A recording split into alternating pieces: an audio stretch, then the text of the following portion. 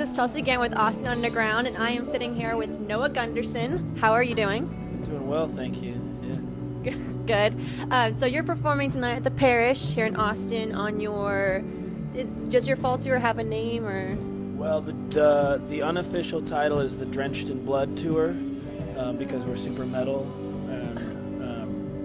But I think technically it's just the Ledges Tour Part 2. Okay, yeah, because I was wondering, I saw you tweet that Drenched in Blood, but I wasn't sure. I don't want to say for sure. We take ourselves very seriously. Okay, well, you should, because you're amazing. So you recently released Ledges earlier this year in February, and it was self-produced. So what was the process like with making this album as opposed to your previous albums? Making Ledges? Well, I think self-producing was a big part of it. I kind of had the liberty to do whatever I wanted. Not that I was really controlled by anyone in the past, but I think I had more confidence in my own abilities to get my ideas across without overanalyzing them. And it was a more creative process. We didn't do a lot of takes. We just kind of tried to be as true to the first couple takes and as true to the songs as we could be. Well, that's what I mean. I love the album, like in its entirety. It's got a really like raw, vulnerable type of sound to me, and it's very acoustically driven. So, I guess my question is do you have a favorite song you like to perform on the album, or out of all of your albums, I guess in general? It changes. I mean, a lot of it depends on like if the crowd is excited about a certain song and like their energy is good during a certain song, then like that makes it a lot more fun to play. So it really depends on the night. And a lot of times too, like I like to play whatever is new and fresh for me. So there's always the temptation to play new songs, which we just released a tour EP that has a couple new songs. We're just selling on this tour. So I'm playing a couple songs off that, which are fun to do because they're fresh and like I haven't overplayed them. What's the songwriting process like for you? Because the lyrics have so much depth, but they're still really relatable. Thanks.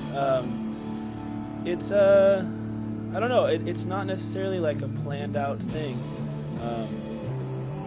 It's I don't know. I mean, whenever I try to talk about it, it sounds too mystical. But it's a lot of times it's just I get inspired by melody. It's like sitting down with a guitar and just playing around until something happens that I connect with, and then seeing where that takes me.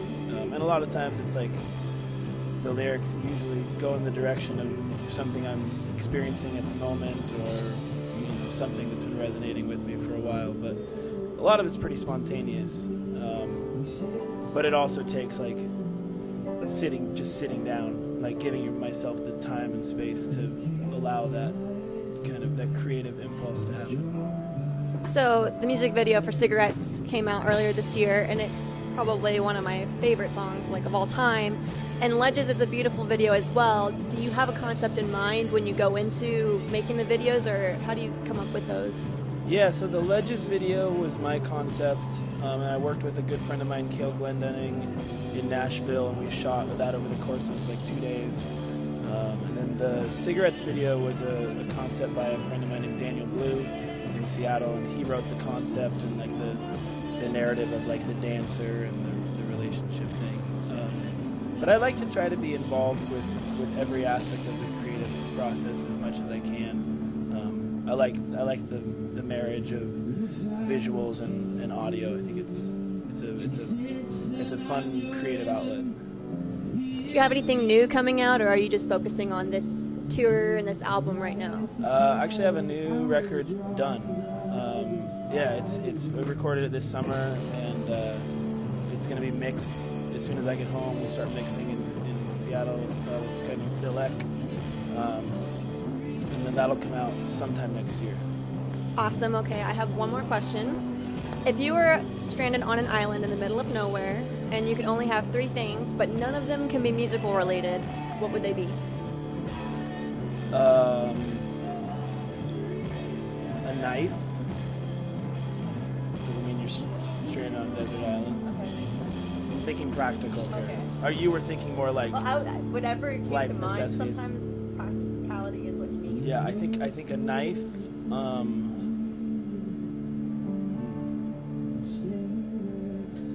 You can do a lot with a knife. A knife, a really good blanket,